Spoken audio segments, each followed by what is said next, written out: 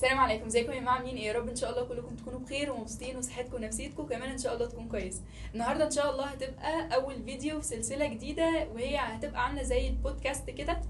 بس المختلف في البودكاست بتاعتنا ان هي هتكون مع ناس قريبين لحد ما في سننا، يعني ناس لسه خارجين، ناس لسه اكبر شويه مننا، ناس قريبين مننا عشان يقدروا يفيدونا فعلا، ونقدر ان احنا ان شاء الله نستفيد من السلسله دي. ومعانا ضيف حلقة النهاردة هيكلمنا في مجال الجرافيك ديزاين، وهيكلمنا كمان عن الأنشطة الطلابية وازاي كان بيذاكر في الكلية جنب شغله، وهل الشغل أصلا كويس في الكلية ولا لأ، وازاي لقى شغفه، وكمان ازاي أسس شركة في وقت وسن صغير، وهل الموضوع ده كويس ولا لأ، وهيكلمنا عن الفوائد والعيوب لكل حاجة، وكمان ازاي لقى شغفه علشان هو لقى شغفه من بدري حبتين. ومعانا ومعاكم ضيف حلقة النهاردة باشمهندس علي الزناري. باشمهندس علي، ازيك؟ عامل ايه؟ ازيك يا نهال؟ عامله ايه؟ الحمد لله كويس. يا رب. عايزين بقى اتكلمنا عن، انت قايل لي ان الموضوع بدأ معاك من بدري قوي، مجال الجرافيك ديزاين وكده. هتكلمنا من بداية الموضوع خالص، معلش انا تعبك بقى النهارده. لا ولا يهمك. ازاي بقى لقيت شغفك اصلا والانشطه الطلابيه وكل ده؟ اول حاجه عايزين نتكلم عن ازاي لقيت شغفك اصلا، بما ان الباشمهندس علي لقى شغفه من زمان قوي. هو انت يعني تقدر تقولي ما كانش شغف قوي يعني. انا من زمان وانا يعني ايه، حتى من ايام ما كنت في البدايه تقريبا انا بحب الكمبيوتر جدا، يعني اي حاجه بشكل عام لها علاقه بالكمبيوتر. يعني انا من زمان، انا وانا صغير اصلا، يعني قبل ما يبقى عندنا كمبيوتر انا كنت بحلم ان انا يبقى عندي كمبيوتر وكلام من ده. ابتديت واحده واحده ان انا ايه، يعني اما جبت بقى كمبيوتر والكلام ده، لا انا ابتديت ان انا اتعلم البرامج، ويعني اي برنامج اجيبه احب ان انا اتعلمه. احب برضو ان انا اروح ان انا اجيب برامج كتير واقعد اتعلمها، حتى سواء لها علاقه بالديزاين او مالهاش علاقه بالديزاين. انا ما كنتش اصلا اعرف ان الديزاين ده مجال ولا الكلام ده كله. لحد ما تقريبا كده وانا في الاعدادي، في تاني اعدادي او حاجه زي كده. الاعدادي يعني انت بادئ اصلا الموضوع من ابتدائي بقى ولا ايه؟ لا ابتدائي ده كنت ممكن كنت اعمل برامج بتلعب تانية. كده، يعني كان في برامج كده مش عارف اسمه فان فوتو ومش عارف ايه الكلام ده، اللي هي البرامج الصغيره ديت، مش عارف كنت قاعد اقطع حاجات كده. كان في برنامج اسمه موفو ميكر على ويندوز اكس بي زمان، لو حد يعني يعرف الكلام ده. فايه يعني ابتديت بقى وانا في تانية اعدادي. لا انا قلت ايه، يعني كنت دايما اي صوره او اي حاجه اشوفها مثلا فجاه اسال حد الصوره دي معموله ازاي، يقول لي ده بالفوتوشوب. فيعني بصراحه كنت ايه، يعني لا الفوتوشوب ايه ايه الشبح اللي عامل الحاجات دي كلها. فحطيت في دماغي بصراحه ان انا لازم ايه، يعني اتعلم الفوتوشوب. ما كانش لسه عندي النت وقتها، يعني في كذا حد كده من اصدقائي وبتاع خدت منه البرنامج، وبرده حاولت ان انا اجيب كورس وبتاع. اتعلمت الحمد لله وانا في تانية اعدادي. بس برضو كل ده كهوايه. انا اصلا يعني فضلت بقى الفتره دي كلها الاعدادي والثانوي كده اصلا ما تعرفش ان هو شغفك ولا اي حاجه؟ لا انا ما اعرفش اصلا ان ده مجال شغل، ولا اعرف ان ده اصلا انت بس حاجه لها بتشوف علاقه. حاجه عايز تتعلم ايوه انا ازاي بحب ان انا عايز تتعلم. اقعد اركب الصور ومش عارف ايه، واقعد اعمل صور لاصحابي، واقعد اعمل صور ليا. يعني مش عارف انت شفت الصور دي ولا ايه؟ انا كانت ساعات كده بتظهر في الميموريز عندي زمان على الفيسبوك يعني. ففي حاجات كده يعني ايه، في كوارث كده، بس انا الحمد لله بحاول اشيلها من وقت للتاني عشان ما حدش يمسك عليها حاجه يعني. المهم فضلت شويه اتعلمت برضو. كان في برنامج اسمه سوني فيجاس بتاع مونتاج. كنت برضه بقعد انا واصحابي كده ان احنا نقعد نصور فيديوهات احنا بينا وبين بعض. بقى كان لسه بادئ بقى فكره اليوتيوب ومش عارف والكلام ده. فتعلمت كل ده بقى الفتره اللي هي بتاعت من الاعدادي للثانوي والثانوي كده وبتاع. لحد ما جيت دخلت الكليه بقى، يعني ابتديت بقى اعرف ايه ده والله، يعني الحاجات المعلومات اللي عندي ديت اصلا ليها قيمه، او هقدر ان انا مثلا ممكن اشتغل بيها او اطلع بيها حاجه بعد كده. كده بقى انت هنا بمرحله الشغف، وان انت اصلا مش عارف ان بالظبط. انت بتعمل ده ليه او كده، انت مجرد بس واخده كهوايه، وبعد كده بقى بدات تعرف ان هو كمجال شغل. تمام. ده فعلا اللي حصل. يعني كان اول بقى ما دخلت الكليه وبتاع يعني. هنتكلم طبعا عن موضوع الانشطه الطلابيه يعني بشكل منفصل. بس انا كنت دخلت مافوكس. يعني اللي ما يعرفش مافوكس هو تيم كوميونتي عندنا يعني في الكليه وكده. دخلت فيها، فضلت بقى يعني ايه، يعني بصراحه الناس اللي كانوا موجودين ساعدوني كتير. عرفت بقى طبعا ان ده كله مجال. ابتديت ان انا يعني خلاص بقى انا حسيت ان ده الحاجه اللي انا كنت بحبها قبل كده اصلا. ده المكان او ده المجال اللي انا ايه، اللي انا خلاص يعني هكمل فيه وان انا هعمل فيه. في نفس الوقت انا يعني ايه، انا برضو يمكن انت ما عرفتيش انا يعني حاسبات ومعلومات برضو. ايوه باشمهندس علي كليه حاسبات ومعلومات معانا يعني. فموضوع ايه، انا كنت بحب البرمجه. يعني انا وستيل لحد الان بحب البرمجه جدا. وانا سي اس كمان كمبيوتر ساينس، يعني خريج كمبيوتر ساينس. فانا بحب البرمجه جدا. كنت شايف بصراحه في الاثنين شغفي شويه، يعني كنت مكمل الاثنين. فضلت هنا شويه وهنا شويه لحد ما ايه، يعني لقيت البرمجه يعني واحده واحده كده بقيت ايه، لقيت نفسي مركز اكتر في الديزاين والجرافيك والكلام ده كله.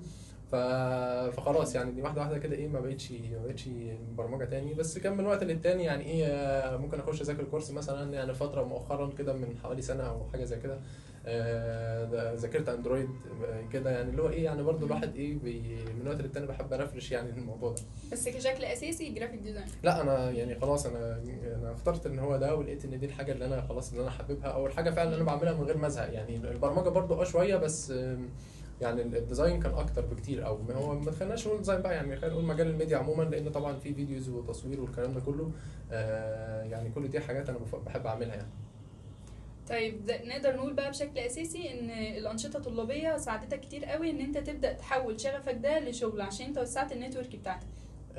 ده كلام حقيقي جدا.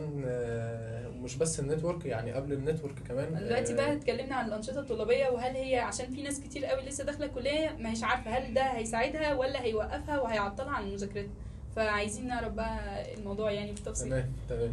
باشمهندس علي اللي ما يعرفش كان تيم ليدر، تقريبا قلت في اول الفيديو ان هو كان تيم ليدر للكوميونتي اللي انا كنت فيها، وبجد كنا بنتعلم منه كلنا يعني ما شاء الله فعلا عليه. افتخر والله بالشهاده دي. طيب موضوع الكوميونيتيز عموما او الانشطه الطلابيه، بغض النظر عن اي حاجه تانية، بس فعلا الاماكن دي بيكون فيها كميه استفاده، كبيره جدا جدا. بس يعني افضل اقول للشخص اللي يعرف يستغلها صح. في ناس بتخش الكليه تفضل مثلا الاربع سنين بتوع الكليه في الانشطه وهنا ورايحه وجايه وبتاع والكلام ده كله، بس هو ما بيكونش محدد هدفه، ما بيكونش هو عايز يعمل ايه. يعني دايما في كلمه لو انت تفتكريها انا كنت بقولها لكم، كنت دايما تقول لنا 50-50، وكنت دايما تقول لنا لازم تحدد هدف. بالظبط، الهدف. والحته الثانيه بتاعت ان انا لازم ايه، يعني انا بفيد المكان اللي انا فيه، في نفس الوقت انا لازم اكون بستفيد. ما ينفعش ان انا وقت معين يعني ايه احس ان انا بفيد اكتر او انا بستفاد اكتر. يعني علم الحاجه وتعلمها بالظبط. برضه، كان دايما يقول لنا الكلام ده. انا فضلت في مافوكس، يعني فضلت يعني سنه كنت ممبر، السنه الثانيه بقيت تيم ليدر الميديا، ثالث سنه كنت تيم ليدر برضه ميديا وكل ليدر، رابع سنه مسكت تيم ليدر كله يعني. فيعني كنت تقريبا انا في سنه رابعه دي، لا انا خلاص يعني ما كنتش بستفاد حاجه يعني، او اللي هو يعني بس الحمد لله يعني. بس لا كنت حابب بقى اتعلم المكان طبعا، اللي هو ما اصلا هو علمك المكان ده اثر فيا بشكل كبير جدا، وكان سبب في ان انا يعني اوصل لحاجات كتير جدا. فلا طبعا انا كنت يعني، ولسه لحد دلوقتي يعني ما اي حد بيطلب مني اي حاجه او كده، فالناس بتوع مافوكس يعني لا دول لهم معزه خاصه عندي يعني. فاي حاجه من سيره مافوكس كده فدي لا حاجه يعني حاجه تانية بصراحه. فيعني نرجع لموضوعنا، موضوع الانشطه عموما. دي فرصه كبيره جدا لاي شخص ان هو يتعلم حاجات هو مش عارف يتعلمها في اي حته. وبجد دي حاجه بتساعد، يعني خطوات كتيره جدا الشخص بياخدها ان هو يوصل لحاجات في سوق العمل. لو هو ما خدهاش في الانشطه الطلابيه مثلا واستنى لحد ما اتخرج، هتلاقيه طلع بعد ما اتخرج اصلا لسه بيحاول او بيخش الشركات يتعلم الحاجات دي. طب ما هي كانت في ايدك ان انت تتعلمها. حاجات ممكن تكون حاجات بسيطه خالص او حاجات غير محسوسه، بس هي في الاخر بتبقى مؤثره، في الاخر بتخليك ان انت مثلا يعني.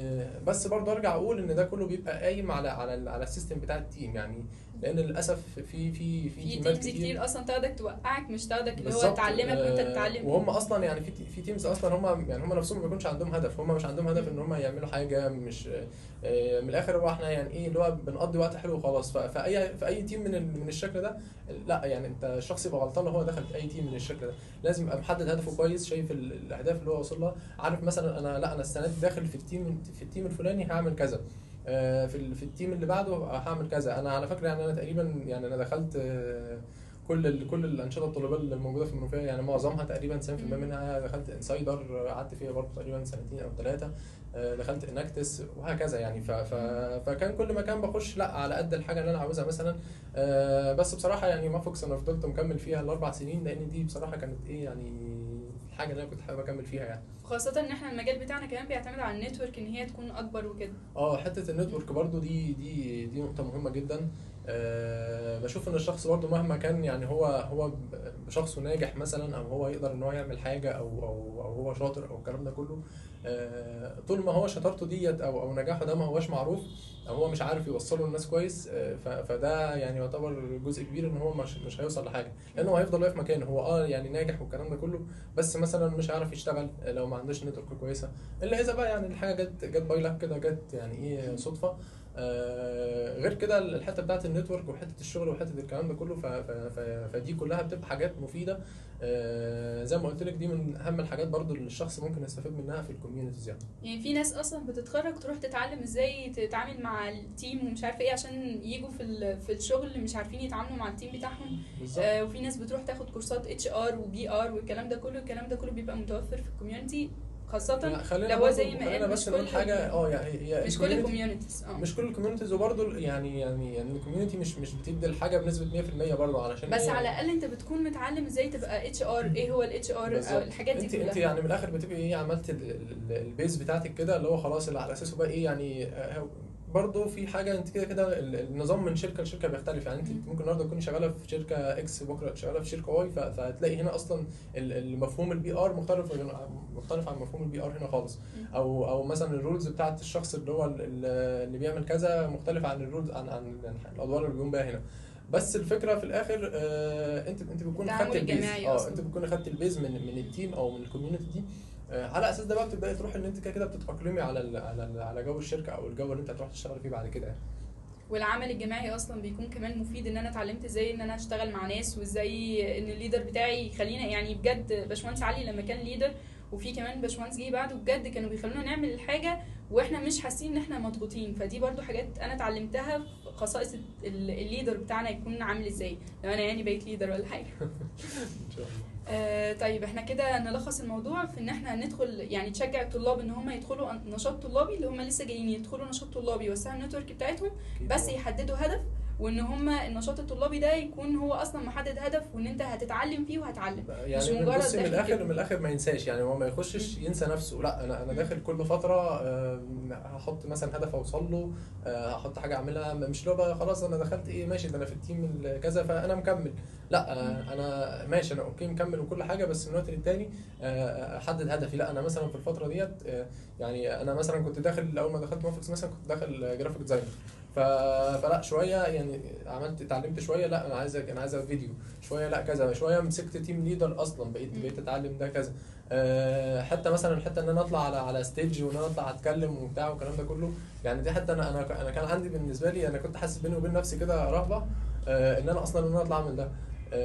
انا طلعت على فكره وانا في تقريبا انا كنت في سنه ثانيه، كنت في سنه ثانيه، كانت الدفعه اللي قبلكم بقى. يعني لقيت نفسي طالع كده يعني، لقيت كان في انا ما كنتش ليدر، بس انا ما كنتش تيم ليدر. شجعك اكتر الموضوع ده؟ ما كنتش تيم ليدر بس هو انا لقيت نفسي خلاص ان انا محطوط ان انا ايه يعني، ان كان الشخص اللي كان هيطلع ما كانش موجود وكده، فخلاص انت لا انت لازم هتطلع. انا طب يا جماعه طب اعمل ايه؟ ما لقيت نفسي مش عامل اي حاجه. طلعت انا اول حاجه قدام فرقه اولى كانوا لسه داخلين كلهم. فطلعت وقفت قدام المدرج كده يعني. العدد بقى بتاع الفرقه الاولى كانت اول سنه تيجي تقريبا، العدد الكبير ده كان تقريبا 1200 شخص. انا كنت واقف كده طالع مش عارف اقول ايه، بس الحمد لله واحده واحده لقيت الموضوع يعني جاب معايا. بعد كده ابتديت بقى موضوع الكورسز، ان انا التدريبات والورك شوبس اللي كنا بنديها في الكليه الكلام ده كله. فدي كلها يعني على المستوى البعيد دي كلها يعني مهارات او حاجات الواحد ما بيحسش بيها غير بعد كده. يعني ممكن واحد يقول ايه انا لما اطلع اتكلم قدام حد، بس انت لما تطلع تتكلم قدام حد وبعد كده تجرب دي حاجه بعدين هتعرف قد ايه الفاليو اللي انت خدتها. انت فعلا ما بتحسش بقيمه الحاجات والتفاصيل بتاعتها غير لما ترمي نفسك عليها اصلا. بالظبط كده بالظبط. طيب احنا بتقول بقى بعد ما دخلت النشاط الطلابي بدأت تعرف ان الموضوع بقى يتحول من شغف لشغل، وان انت خلاص بقى عايز تشتغل بالموضوع ده، وعرفت ان هو مجال وكده. فكلمنا بقى عن الشغل بجانب الكلية، وعطلك ولا لا، واصلا الشغل بالنسبة لك كان حاجة ممتعة ومضغوط فيها ولا لا؟ يعني كلم براحتك عن الشغل عموما وشغل الجرافيك ديزاين خاصة. يعني الشغل عموما وشغل مجال الجرافيك ديزاين خاصة. تمام. الجرافيك ديزاين ولا بقى اتكلم عن الميديا؟ لا اتكلم الاول عن الميديا زي ما انت حابب، بس اتكلم الاول عن الشغل وبعد كده نبقى ندخل على المجال. تمام. اول حاجه بما اننا يعني لسه في حته الكليه والشغل بيعطل عن الكليه يعني خلينا متفقين يعني انا بصراحه ما كنتش مدي للكليه كل وقت يعني، او يعتبر كنت مدي الكليه الوقت الاصغر كمان. لان انا بصراحه يعني ايه يعني لا انا كنت يعني لما بحب حاجه او حبيت ان انا اركز في حاجه، فلا انا كنت مركز فيها ومدي فيها كل تركيزي اصلا. فلو اصلا انا مش حاطط يعني لا ما يعني كنت بسيب الكليه دي شويه. ما كانش حاطط هدف في الكليه قوي؟ لا ما يعني ما كنتش حتى يعني ايه ما كنتش هعمل حساب التقدير ولا شايف، لا ما كانش في بالي الكلام ده خالص يعني. انا بس اللي هو كنت عاوز ايه يعني لا الكليه فتره وهتعدي علشان ايه اعرف يعني افوق اعمل ايه لنفسي الكلام ده كله. كنت مضغوط. انا كنت ببقى قاصد ان انا اضغط نفسي كمان يعني، عشان من شغفي ان انا اتعلم اكتر او ان انا يعني اعمل حاجات اكتر. يعني انا كنت في وقت كنت واقف في الكليه، وكنت مثلا ممكن اكون شغال مثلا في شركه مثلا بارت تايم، وفي نفس الوقت مثلا بعمل شغل فريلانس في البيت. ف... فدي كلها كانت حاجات ايه اللي هو بتخليني يعني، بتخليني برضو مش سيبك بقى من حته ان انا بتعلم الضغط والكلام ده، بس انا كنت بتعلم برضو كتكنيكال.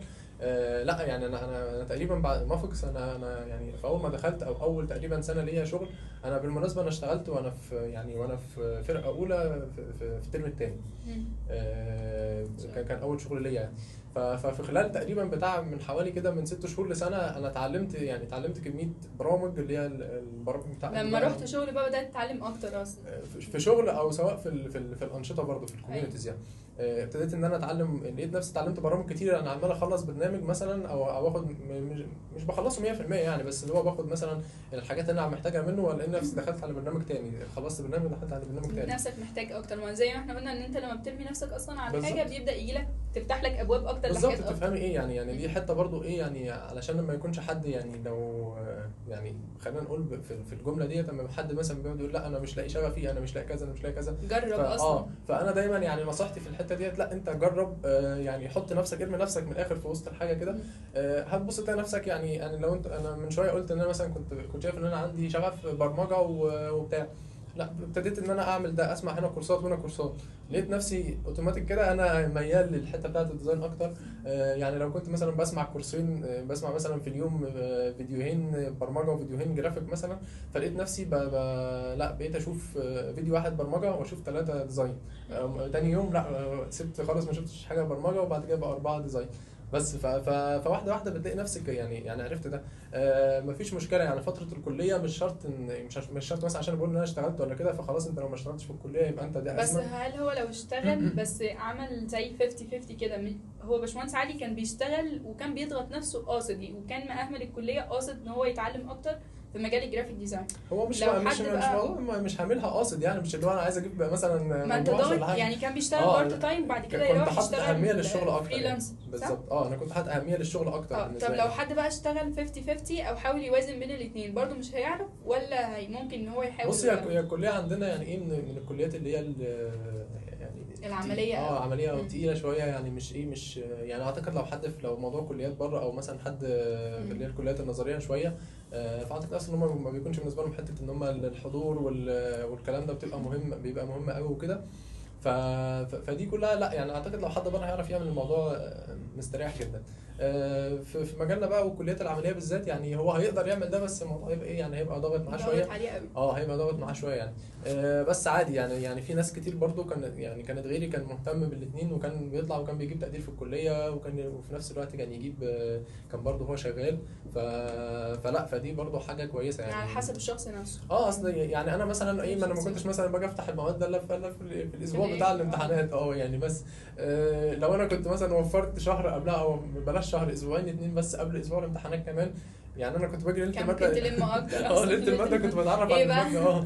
باجي اشوف عندنا ايه النهارده في الكتاب بس في ليله الامتحان يعني. طب لو انا كنت خدت الموضوع ده مثلا باسبوع قبلها، لا اعتقد ان انا يعني لا كنت هعرف ان انا يعني اجيب او ابقى كويس ابقى ملتزم اكتر في الكليه كمان. بس انا للاسف يعني ايه كنت مكبر دماغي شويه يعني. فبس فدي حتى ايه يعني برضه عشان الحته بتاعه الشغف والكلام ده. كنا وصلنا لحد فين؟ لحد ان احنا خلاص الشغل بقى. دلوقتي هنتكلم مجال الجرافيك بقى ومجال الميديا برودكشن عموما. ممكن تتكلم عنه شويه كده وتنصح الناس؟ يعني في ناس كتير قوي بتقول ان مجال الميديا برودكشن عموما الناس بدات تدخل فيه بشكل كبير قوي. فلو حد لسه بيدخل المجال ويلاقي ان في ناس كتير قوي بتدخل فيه، فما يدخلش ويبعد عن المجال حتى يعني. اصل انت فاهمني يعني، مش لازم ان هو يكون لاقي شغف ان انا اشتغل في اللي انا لاقي شغفي فيه ما دام هو مش هيجيب لي او مش هيوفر لي الفلوس الكافيه بتاعتي. فرايك ايه بقى في مجال الميديا برودكشن؟ واتكلم عنه عموما براحتك يعني. طيب بصي يعني عموما اي مجال ما ينفعش مش عشان مثلا في ناس كتير في المجال فاقول لا ده مثلا المجال المعين ده بقى في ناس كتير، او بقى او عليه زحمه من الاخر يعني، فانا اروح اشوف حاجه ايه مش موجوده. طب ما هم يعني ما برضه الحاجه اللي انت تروح تشوفها مش موجوده دي ممكن ما لهاش سوق مثلا، مش موجوده في مصر، الدنيا فيها مش افضل حاجه. فده يعني ايه انا وجهه نظري فيه ان ده بيكون مبدأ غلط شويه. يعني اعتقد ان انت لو دخلت اي مجال واتميزت فيه فدي حاجه هتبقى يعني دي حاجه هتوفر لك او هتخليك انت يعني مرشح ان انت تبقى يعني ليك بوزيشن او ليك وظيفه اعلى من اي حد تاني. اي مجال بتلاقي فيه ناس كتير وعدد كبير والكلام ده كله.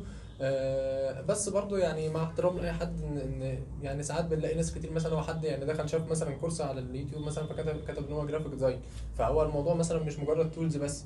فانا شايف اكتر ان انت يعني لو انت اشتغلت على نفسك وتميزت عن باقي الناس اللي موجوده ده، واعتقد دي حاجه بالمجال بتاعنا لان المجال بتاعنا كله ايه يعني اعتقد ان هو يعني مجال حاسبات عموما يعني متاح للجميع شويه ان هو ايه ان بس الكورس اللي هيتميز بقى هو اللي هيكون مختلف. بالظبط. الكورسات في كل حته، اليوتيوب موجود، مراكز الكورسات موجوده، مش عارف كل اللي انت عاوز تلاقيه موجود. بس في الاخر مين اللي هيتميز؟ معلش بتلاقي اتنين مثلا واخدين نفس الكورس او واخدين نفس الحاجه مع بعض، وده طالع مثلا في حته وده طالع في حته تانيه خالص. فالموضوع مش بيكون كده، يعني الموضوع بيبقى واقف على حته تميزك انت، فحته ان في ناس كتير داخله فيعني دي حاجه ما تشغلش بالك خالص. انت شوف الحاجه اللي انت حاببها او الحاجه اللي انت حابب تكمل فيها يعني. بالنسبه لمجال الميديا او مجال الديزاين عموما يعني طبعا انا هطبل له بقى هو المجال بتاعي. طب هو اصلا لو انا داخله وده مش ده مش شغفي، يعني طبعا احنا بنقول ان انت حاول ان انت تشتغل في الحاجه اللي انت بتحبها عشان هتطلع افضل انتاجيه، بس لو ده مش شغفك برضو ندخله ولا ما ندخلوش؟ طب هو هيكون عايز يخشه ليه يعني؟ علشان يعني في ناس بتيجي تقول مثلا انا عايزه اشتغل، طب في مجال زي مجال البرمجه ممكن ان انا اشتغل فيه، اتعلم تكنولوجي بسرعه كده واشتغل فيه. مجال زي مجال الجرافيك ديزاين انا ممكن اتعلمه حتى لو ده مش شغفي، يعني هو داخل مثلا على الموضوع كحاجه ربحيه مثلا او حاجه مثلا تجيب له فلوس او كده. بصي ما فيش مشكله يعني ما فيش مشكله، بس انا يعني ايه انا ممكن بشوف الحته بتاعه الديزاين دي شويه بتبقى ايه محتاجه الشغف عشان بيبقى فيها ذوقيات كده عندهم بالظبط. فيها ايه يعني من الاخر محتاجه رواقه كده يعني محتاجه يعني ساعات كده بنلاقي الواحد ايه يعني الواحد دماغه قفلت مثلا او هو الواحد مش فايق تلاقيني مش عارف لولا بقى ان هو اصلا بيحب المجال وحابب ان هو يطور من نفسه، فانت لا انا خلاص هكمل بقى. ده برضو ما انكرش ان لا ان هو لو دخل برضو في المجال وخد جد واتعلم والكلام ده كله فعادي يعني الحته الابداعيه برضو ممكن يكتسبها والصبر ممكن نكتسبه بالظبط. وازاي يتعامل مع الضغط ده كله ممكن نكتسبه بالظبط. وهو ممكن تلاقيه حب ده بعدين فدي حاجه مش يعني برضه مش بقول لحد ابعد عنها، بس اللي انا عاوز اقول ان هو مش مجال سهل يعني هو الديزاين مش مجال سهل او مش مجرد ان انا دخلت مثلا ده الفيديو مثلا ده انا جمعت الوقت بتاع شفت كورس على اليوتيوب مثلا فكل كورس كل فيديو مدته ربع ساعه في مش عارف في كام فيديو ده مجموعهم 5 ساعات فانا خلاص اشوف الفيديو الخمس ساعات. اصلا الناس بتفكر ان هي شافت الكورس فكده انا خلاص انا بقيت تنين. لا هو انت لازم تعمل تاسكات بقى وحاجات كتير تطبق زي ما باشمهندس علي كان بيقول. ممكن واحد ياخد كورس وممكن واحد ياخد كورس والاثنين يطلعوا بمستويات مختلفه بالزبط. على حسب حتى في البرمجه على حسب المشاريع اللي انت عملتها والتاسكات اللي انت عملتها قد ايه بالظبط. التمرين بقى مع نفسك. يعني عندنا الحته بتاعه الديزاين الحته بتاعه التولز ديت تعتبر اول خطوه اصلا او ده في مجال الميديا عموما يعني تعتبر اول خطوه اصلا الشخص ممكن يعملها في ان هو يبتدي الحاجه ان هو يتعلم التولز. بعد كده بقى بنبدا ان احنا يعني زي ما انت بتقولي بقى في بقى بنمر شويه بمرحله عشان بقى يكسب الحته اللي هي بتاعه الكرياتيفيتي شويه او الابداع. بنبدا ممكن نجيب حاجات شغل قديم نقلده، ممكن ان احنا نبدا ان احنا نجيب شغل متقلد بس نغير فيه فكره، بعد كده نبدا ان احنا اصلا نكريت فكره من الاول. فدي كلها حاجات المفروض ان احنا بنشتغل عليها لحد ما الشخص يقدر ان هو يوصل لان هو ايه يكون فعلا كرياتيف. لان يعني معلش يعني ايه مش هفضل برضو طول حياتي ان انا اخد الحاجه كوبي بيست ان انا مثلا عايز اعمل ديزاين اخش اسيرش عن فكرته واجيب احطها. لا انا اكيد لازم يجي لي وقت واكون انا اللي بكريت الفكره اصلا. نفس الفكره برضو بالنسبه للفيديوهات، نفس الفكره بالنسبه للكلام ده كله. بس برضو مش عيب ان انت في الاول يعني لو انت في الاول لسه مش عارف تكريت انت في الاول يعني في الاول ده عادي خالص يعني انت في الاول اصلا دي مرحله من اهم المراحل ان انت تكوني مرحله التقليد ما فيش فيها مشكله. ان انا اقعد مثلا اشوف اعلان معين معمول على اليوتيوب، اشوف اعلان مثلا اشوف ديزاين معمول اقعد ان انا اعمل زيه او ان انا اعيد نفس فكرته ما فيش فيها اي مشكله. ودي يعني فعلا يعني دي مرحله او اللي هو ايه وان انا برضو اتفرج كتير الحته بتاعت التغذيه البصريه يعني انت اكيد حافظ الناس اللي سمعوا لي دول هيسمعوا لي الكلام ده كتير. فالحته بتاعت التغذيه البصريه بالظبط.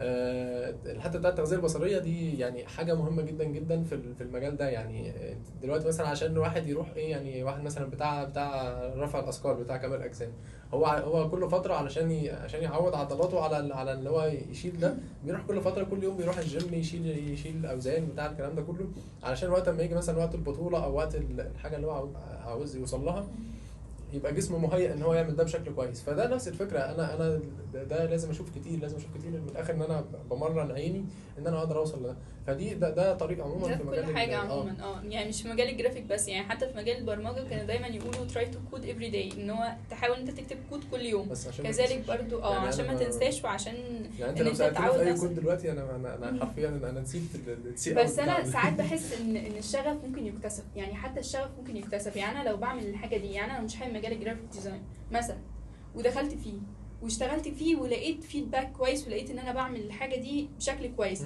بس انا في الاول ما كنتش بعملها كويس، بس بدات اعملها كويس لما بدات اذاكر الكورسات كويس واعمل تاسكات كتير وبقيت شاطره فيها. فلما بقيت شاطره فيها حسيت ان دي خلاص بقيت شغفي، من كتر ما انا بدات احب الفيدباك اللي بيجي لي عليه. فانا شايفه ان الشغف ممكن يكتسب اصلا. ده مظبوط، لان لا هي ده صح، لان حتى الشغف ما هوش حاجه يعني مش حاجه فطريه او ماشي. ممكن يكون شخص يعني عنده شغف تجاه حاجه معينه، بيحب الالوان، بيحب الكلام ده كله، بس يعني لو هو اشتغل في مجال ولقى فيه نفسه، او لقى ان هو بيبدع في ده، فخلاص هيبقى شغفه يتحرك تجاه الحاجه دي. فمش شرط اصلا يبقى الشغف كده واقف قدام الشخص يقول له انا الشغف بتاعك او لا. يعني اكيد لازم برضه ان هو يجرب كتير لحد ما يعني هو مش هيبقى عارف ان الحاجه دي، هو مثلا بيجرب دلوقتي 10 حاجات فهو مش عارف شغفه في اي حاجه فيهم. فهو ما هيلاقي مثلا حاجه هي بقت احسن معاه وحبها واتحرك فيها والكلام ده كله، خلاص هيبدا يلاقي ان هو ده شغف. بس فهي مش هيبقى باين ان هي يعني في وسط ال10 حاجات ان دي مكتوب عليها شغف والباقي مش مكتوب عليهم شغف. بس فلا يعني هو اللي هو شايف ان هو حتى كده لا يجرب الكلام ده كله زي ما احنا بنقول يعني. طيب يعني خلاصة الكلام ده ان لو حد حابب مجال الجرافيك ديزاين، او حتى مش حابه وحابب ان هو يدخله على مجال على اساس ان هو ربح يدخله، صح؟ طبعا. طب بالنسبه للربح بقى، بما اننا جبنا سيرته، هل الجرافيك ديزاين ممكن ان واحد يعني شاب يعتمد عليه كدخل ليه، مش عنده شركه ولا اي حاجه، يشتغل بس يعني الموضوع مربح؟ لا مش مربح. لا الموضوع يعني يكاد يكون اصلا يعني ايه، يعني معدل لموضوع البرمجه كمان او موضوع الكلام ده كله. يعني مش محتاج طبعا انا اقول يعني قد ايه مجال البروجرامنج، لان طبعا الحاجات دي كلها ايه يعني خصوصا بقى الفترات قوي يعني خاصه يعني الفترات الاخيره كان كل الناس بتتكلم اللي بيقول لك المهندسين بياكلوا دولارات ومش عارف الكلام ده. فالحاجات دي ايه يعني لا يعني يعني خصوصا كمان بعد الفتره بتاعت كورونا كل المجالات دي بقت يعني سواء مجال البروجرامنج عموما او المجال بتاع الميديا او الحاجات دي كلها لا يعني الحاجات دي ظهرت بطريقه كبيره، بقت الناس كلها دلوقتي متوجهه يعني شايف الوعي والثقافه بتاع الاويرنس بتاع الناس بيزيد دلوقتي عن التاني بطريقه ملحوظه جدا في الايام الاخيره دي بالذات. انا دايما بقول على موضوع الوعي ده اختلف تماما. زمان كنا دايما نشوف اللي هم يعني الناس تبدا تقوي نفسها جسمانيا قوي علشان يبداوا يشتغلوا شغل كويس. أيوة. عندهم ويجيبوا فلوس كويس. دلوقتي احنا بقينا نمرن عقلنا بشكل مستمر علشان نقدر نجيب من عقلنا فلوس كويسه. يعني مجال الجرافيك ديزاين ومجال البروجرامنج دول بيحتاجوا انك تقعد كده صابر على نفسك وعلى عقلك ان انت تطلع حاجه زي ما باشمهندس علي قال كرياتيفيتي اكتر. وكمان مجال البرمجه انك تفهم اصلا الكود ايه الغلط فيه وايه الصح فيه عشان تعرف تمشي دنيتك كده. مظبوط. طيب يعني تنصح الناس او الطلاب عموما ان هم يدخلوا في مجال الجرافيك عادي لو حد حبه، او لو حد مش حبه على مجال علشان الربح فيدخلوا برضه؟ طبعا. وده اي مجال عموما مش مجال يعني ده برضه وجهه نظري في اي مجال عموما. مش مفيش حاجه حكر على حد يعني. طبعا هو انت الحاجه اللي انت شايفها او اللي انت فكرت فيها لا جرب شعورك تجاه الحاجه دي. ممكن تكون انت حاسس ان انت هتعمل في ده لقيت نفسك ما كملتش خلاص كمل في حاجه غيرها. مش ما نوقفش برضه. بس مش ما اقولش لا ده الاول هو انا ينفع اخش جرافيك ولا لا. ما تخش يا عم مفيش حد يقول لك حاجه يعني. بس فدي يعني لو حد بيفكر انه يبدا في الكلام ده كله فدي يعني لا انت ابدا وخد خطوه وقبل ما تفكر برضو ان انت مثلا يعني تشوف ازاي اليوتيوب مليان الكورسات في كل حته. الكلام ده كله موجود في كل مكان. البرامج برضو بتبقى موجوده فالحاجات كلها متاحه. حاول برضو ان انت تسال حد مثلا يعني احنا قلنا عن النتورك يعني انت توسع النتورك اكتر عشان تسال الناس اكتر. بالظبط، يعني دي برضو من الحاجات اللي هو انت هتلاقي حاجات عندهم، يعني ناس عندهم نفس شغفك من ضمن النتورك، فدول هيبقوا ناس ايه، يعني انت عرفت مثلا حد معين، فده انا هخش اساله كل فتره، او كل ما احتاج حاجه مثلا هخش اساله، هيعرفني مثلا هسيرش ازاي، هيعرفني اعمل ازاي. انا طبعا موضوع السيرش عندنا من الحاجات المهمه جدا يعني في المجالات بتاعتنا. فحته النتورك، وان انا برضو احط نفسي في وسط ناس هم شبهي في التفكير عموما في اي حاجه بقى، شبهي في الشغف، فدي حاجه بتساعدني بشكل كبير جدا ان انا اقدر اوصل للحاجه بتاعتي اسهل واسرع بكتير يعني. ودي الحاجه اللي انا بقول لك اللي كانت يعني من ضمن برضو المميزات الكبيره اللي كانت في الكوميونيتيز. وبعد كده بقى دي بتلاقيها يعني في الشركات الكويسه، او اللي هو اللي فيها يعني بيئه العمل كويسه، بتلاقي فيها برضو الحته دي اللي هو بتحس ان انت في يعني حتى لو الناس شكلهم يعني طبيعتهم غير طبيعتك، بس از بزنس او كشغل، بتلاقي لا انت نفسك مستفيده، والناس عندها نفس الحاجه اللي انت حباها والكلام ده كله. بس كده. طيب ممكن ان احنا نتعلم مجال الجرافيك لو واحد بيضغط على نفسه، واحد هيعمل تاسكات مع نفسه وهيشتغل على نفسه اكتر، ممكن في مده قد ايه مثلا؟ بصي، وانا ما بحبش بصراحه اقول، يعني ما بحبش عشان هي بتختلف من شخص لاخر، يعني بس انا بقول لو واحد خلاص هو يعني هياخد الموضوع هو وبس قدامه، حتى ما عندوش كليه مثلا، في شهور اجازه كده لا بص بقى، يعني بلاش برضه اديك الرقم، بس انا هجاوبه لك ايه، يعني هجاوب لك السؤال بشكل تاني شويه. لا انت ممكن مثلا تقعد، يعني انا زي ما قلت الكورس اصل، يعني لو انا قلت مثلا وقت ممكن يخلص في يومين مثلا. طب ما هو ممكن يقعد يشغل الفيديو قدامه زي ما احنا كنا بنقعد دايما في المحاضرات ليله الامتحان كده، نشغل المحاضره ونسيبها واقوم اروح اكل واجي. لا لا لا، انا بقول على التاسكات، ان هو ياخد تاسكات ويعملها ويشتغل مشاريع ويضغط على نفسه في الفتره دي. بصي، في حاجات يعني بتبقى واقفه شويه على الاستيعاب، ودي طبيعه البشر، طبيعه ان ربنا خلقنا كده. ان انت مثلا ممكن تسمعي الفيديو من اول مره، او تشوفي الفيديو من اول مره تذاكريه، خلاص انت استوعبتيه وتبداي تطبقي عليه. في ناس تانية لا بتحب ان هي مثلا لا تسمع الفيديو مره وبعد كده ترجع تشوفه تاني، وهكذا. وتالت مرة تطبق بقى. بعد كده نرجع نطبق، يلاقي نفسه ناسي فيرجع يشوف الفيديو تاني. ماشي. فدي حاجه بتختلف على طبيعه الناس. مش عاوز ان انا ايه، يعني اقول مثلا ده هو مثلا دلوقتي يقدر يعمله في اسبوع، فيجي حد يعمله في شهر فيحس اللي هو انا مش دول هيعملوا. ونفس الوقت برضه ممكن تلاقي واحد برضه عنده شويه يعني على النقيض الاخر، يعني ممكن تلاقي واحد مثلا قام مخلصه في 3 ايام، فخلاص بقى يشوف بقى لا ده انا بقيت شبح وانا خلصت. بعد كده انت لسه داخل على مجال صعب، وانت داخل لسه على خطوات صعبه قدام. فمش معنى ان انت انجزت كل ما بتدخل اصلا كل ما بتلاقي حاجات اكتر واكتر من اللي انت كنت شايفها في الاول. بس انت بتلاقي اكتر، وبتلاقي الموضوع يعني ايه، يعني قدامك حاجات وطرق تفرعت قدامك اكتر. بس بتكون عرفت انت ماشيه ازاي، بتكون على الاقل فهمت الدنيا وفهمت الطريق اللي انت ماشي فيه ازاي. يعني كمده او كوقت او الكلام ده كله، ما تخليناش نقول ان هي حاجه محدده، قد ما اللي هو مثلا لا يعني اهم حاجه بس يبقى انت ماشي مركز. يعني الحاجه مثلا الفيديو اللي يتاخد، لان الحاجات دي بتتنسي. مثلا ذاكرنا النهارده فيديو معين، فالمفروض ان انا اطبق عليه مره واثنين وثلاثه. لو هيتذاكر فيديو في اليوم بس تقضي باقي اليوم كله مثلا تطبيق عليه او تعمل عليه تاسك واثنين وثلاثه، ده افضل من ان انا اقعد اشوف فيديوهات على الفاضي وما اشتغلش، لان الحاجات دي بتطير هوا كده. وتطبيق كتير. طبعا، يعني اي حاجه لها علاقه بالكمبيوتر اعتقد يعني ان هو اصل هي كلها تولز وكلها حاجات صغيره فوق بعض والكلام ده كله. فانت لو ما طبقتش وعملت كل ده، يعني معلش انا عن نفسي اهوت، يعني انا دلوقتي بقالي 5 سنين اهو في المجال. لو في اداه معينه انا جيت مثلا ما استخدمتهاش لمده بتاع شهر او شهرين، بلاقي نفسي نسيتها. جيت مثلا في فتره لا ركزت شغلي مثلا في فتره على الفيديو والايديتنج ومش عارف الكلام ده، بقيت افتر افكت وبريمير والكلام ده، اجي ارجع على الديزاين الاقي نفسي مثلا ناسي حاجه في الستريتور، بخش اعمل عنها سيرش تاني اكن لسه بتعلمها من اول وجديد. فالحته بتاعه التطبيق والحته بتاعه الاستمرار دي اهم من الوقت. فاي حد هو حابب انه يعمل ده، يعني هو اللي يحط الوقت لنفسه بناء على قدراته، بناء على الحاجه اللي هو عارف ان هو هيقدر يعملها. وفي نفس الوقت ما ينساش، يعني السرعه مش مهمه قد حته الاتقان او قد حته الفاليو اللي هو هيطلعها من الحاجه. دايما يقول اللي هو انت ما تقوليش انت ذاكرت قد ايه، اهم حاجه استيعابك الحته دي قد ايه. بالظبط. طيب باشمهندس علي بقى، لما خلصت الكليه تقريبا اسست الشركه ولا ايه؟ هو انا يعني ايه، انا كان يعني انا زي ما قلت لكم ان انا لفيت ايه في كيانات في شركات كتير بقى، ولفيت شركات كتير وكيانات طلابيه كتير. وبرضه يعني حتى الشركات اللي انا كنت بروحها ما كانش ايه، يعني ما كانش بيكون هدفي منها قوي الربح قد ايه. قد ماشي ان انت أنا. تتعلم اصلا بالظبط. منه. بس كده كده انا كنت باخد ربح، يعني ما ينفعش برضه شخص يقعد يقول لا انا مش هعمل فلوس والكلام ده كله. لا، انت لازم برضه يعني مقابل تعبك ده ومقابل ده ان انت تبقى ان انت تاخد برضه فلوس والكلام ده كله. ف... فيعني الحمد لله، لا فتره الكليه كانت الى حد ما كويسه. بس كنت ناوي بقى لا خلاص، وانا مثلا وانا في اواخر الكليه كده، ان انا لازم اعمل ايه يعني حاجة لنفسك حاجه بقى لنفسي، وحاجه ايه ان انا اقدر اجيب منها لنفسي يعني ايه، يعني كدخل خاص بيا. دخل. بس فبصراحه كنت بفكر يعني في الفكره دي وكده لحد بقى ايه ما بدات اظبطها يعني انا وكذا حد يعني من اصدقائي وكده، لحد ما الحمد لله يعني في الشركه. شركة طبعا شركة بيور اللي انا ماسكة ورقتها دي. باشمهندس علي بقى، عايزين نعرف منك تشجع الناس ان هم يشتغلوا شغل خاص ليهم. وطبعا انا شايفة ان هي بتختلف من شخص للتاني، يعني على حسب هو شخصيته عاملة ازاي. بالظبط. فعايزين نشوف رأيك ايه في موضوع ان هو يأسس شركة لنفسه ولا لا، وازاي اصلا بدأتها كستارت اب مع نفسك والكلام ده كله. يعني كلمنا عموما بقى عن موضوع الشركة. طيب، يعني عموما الحته بتاعت ان انا يعني اعمل حاجه بيزنس خاص بيا، ولا انا اعمل بيزنس، ولا اشتغل مثلا عند حد، دي بتبقى يعني ايه، على حسب طبيعه الشخص، على حسب طبيعه الشخص زي ما انت قلتي.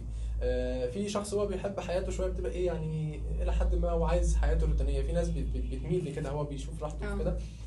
فالشخص ده ما اعتقدش ان هو بيبقى عنده الحته برضو بتاعت ايه اللي هو يعني الاغلب من الشخصيات دي ما عندوش الحته بتاعت القياده شويه، او هو مش حابب حته ان هو ايه، يبقى مثلا هو المتحكم في بتاع. لا، هو عايز مثلا يشتغل من كذا لكذا بياخد مرتب كويس، ودي حاجه مش عيب على ما الاطلاق. تعرفوش. هي دي حاجة في شخصيته. دي حاجه كويسه، وياما ناس كتير قوي بتنجح في حاجه زي دي. بس في نقطه بس انا عايز اقولها في الحته دي، يعني ايه، يعني ما تحولش حياتك لموظف. يعني هي دي هتبقى حاجه كويسه والكلام ده كله، بس انت ما تتحولش لموظف. يعني دايما خليك اطمح للاعلى. مش انا مثلا دلوقتي اتعلمت وليكن اي حاجه، اتعلمت مثلا فوتوشوب واشتغلت بيه، فخلاص رحت اشتغلت في شركه بقى وافضل قاعد فيها وخلاص بقى باخد لي مثلا باخد لي 2000 جنيه. اصلا انت هتلاقي بعد فتره العلم بيتطور اكتر، وانت بترجع اصلا مش بالظبط. واقف مكانك، لا انت بصي، بترجع. حتى لو انت فضلت في مكانك، حتى لو ما رجعتيش، يعني حتى لو انت فضلت مثلا في نفس الشركه بتاخدي نفس المرتب مثلا بيزيد كل فتره، مش عارف حاجه بسيطه، لا انت لازم تفضل تتعلم، تطمح ان انت تبقى اعلى. لقيت نفسك مثلا الشركه دي او المكان اللي انت فيه هو مش هيساعدك ان انت يعني مش هيساعدك ان انت تعلى، او مش هيساعدك ان انت تبقى يعني توصل لحاجه اعلى من اللي انت واصل له. لا يعني سيب المكان ده، اتنقل لمكان غيره، شوف حاجه افضل، شوف حاجه تخليك ان هو ان انت تحقق الحاجات اللي انت عاوزها. بس يعني بلاش الحته بتاعت الروتينيه، حتى لو انت مستريح فيها، او انت شايف ان دي حاجه مستريحه، لا يعني استغل الفتره بتاعت شبابك دي، او الفتره اللي هي يعني ايه، ممكن انا سني مش كبير يعني، بس يعني ايه، انا بشوف ان دي يعني بتضايق فعلا لما اشوف حد كبير او حد هو خلاص يعني مثلا من صغره حط نفسه في مكان معين، وبقى خلاص هو يعني مكرس حياته في حاجه زي دي. فانا ما بحبش ده بصراحه. بس مش عيب ان انت تفضل مثلا لا موجود في حته شغال والكلام ده كله، وده العادي يعني، وده الاغلب من الناس، ان الناس كده شغالين في شركات وشغالين في الكلام ده كله. ممكن تكون انت شغال في شركه مثلا، والموضوع يعني ايه، احنا ما بنتكلمش في ربحيات خالص، احنا ما بنتكلمش في موضوع فلوس دلوقتي او كلام من ده، قد ما الشخص يكون حابب يعمل حاجه اللي هو حابب يعملها. بس الموضوع برضو مربح. موضوع ايه؟ انك تأسس شركه. ممكن لا. لا، هقول لك على حاجه. بصي، انت موضوع حاجه زي دي انت ما بتبدايش اصلا تحسي ان انت جاي لك مردود من حاجه زي ديت الا بعد فتره كبيره جدا. يعني انت لو بصيتي في اي هيستوري لاي شركات يعني قديمه، لا احنا انت بتيجي بتمر في اوقات مثلا في شهور لا بنخسر، في شهور بنكسب، في شهور بنطلع مثلا يطلع الموضوع كده اللي هو ايه يعني خلاص، يعني مصروفاتنا على قد ايراداتنا في الموضوع، خلاص ما فيش اي حد خد فلوس مثلا في فلا يعني جزء كبير من مرحله تاسيس الشركه ان انت بتكون عامل حسابك ان انت لا هتفضل تصرف على نفسك وتصرف على الشركه كمان في فتره شويه كويسين يعني. انت بتقعد الاول زي اي حاجه، اللي هو بتقعد الاول ممكن تستثمر في نفسك شويه بفلوس كده، وبعد أيوة كده هتجيب لك بقى عائد ان شاء الله يعني. سواء بفلوس او سواء يعني ذهنيا كمان يعني حتى مرحله برضه تاسيس الستارت اب او الكلام ده كله. يعني لو انت خدت الخطوه دي بقرارات مدروسه شويه او بتركيز شويه، هتاخد مجهود كبير جدا يعني انا عايز اقول لك الموضوع بياخد طاقه، واخد يعني كميه حاجات كبيره جدا جدا جدا. بس ده اللي هو يعني من الاخر انت ايه يعني في مثل كده بنقوله كانوا الجماعه بتوع زمان بيقول لك ايه يعني ازرع في ارضك وما تزرعش في ارض غيرك. يعني مش فاكر هو كده صح ولا ايه، بس يعني ايه لو انت يعني بتستهلك طاقتك ده، مع ان في نفس الوقت انا كان ممكن لا ما انا كان ممكن مثلا اروح اشتغل في اشتغل في شركه كذا شركة واجيب مرتب او كويس بلاش كذا شركه. ما انا ممكن كنت اطلع بقى يعني اشتغل خلاص شركة ما كويسة. اتخرجت كنت اطلع مثلا اشتغل في شركه في القاهره هنا او هنا، شركه كويسه مثلا. ممكن اسافر بره مصر مش عارف ايه الكلام ده كله. ان انا مثلا اعمل لا، وكان زماني شغال الحمد لله في بوزيشن كويس والكلام ده كله. بس لا انا بحب الحته دي، بحب الحته بتاعت برضو حته الليدرشيب شويه. مش عاوز افضل برضو في نفس الوظيفه بتاعتي. يعني حتى لو انا بعمل الحاجه دي عن حب، بحب الديزاين بحب الفيديو، مش عايز افضل طول الوقت او اكمل بقيه حياتي بقى قاعد ماسك ماوس قاعد قدام الجهاز. لا انا عايز ابقى لا اطور من الحاجات ديت، اعمل حاجات اكتر وهكذا يعني. فالحته بتاعت الربح والكلام ده كله لا، لازم انت تكون بتاسس الشركه او بتعمل ده وانت عامل حسابك لحاجات كتير. انا في اوقات خسارة وفي اوقات ربح. بالظبط. انا يعني انا دلوقتي انا بقالي هنا يعني تقريبا بقالنا سنه ونص. زي ما قلت لك يعني لسه لحد دلوقتي لا، يعني لو احنا كده يعني لو احنا مثلا حسبنا اللي كان هيجي اصلا لو انت اشتغلت في شركة. لا لو حسبت الشهور اللي احنا كسبنا فيها مع الشهور مثلا احنا خسرنا فيها، هتلاقي الموضوع يعني متساوي، اكن ما فيش فلوس دخلت وفلوس خرجت.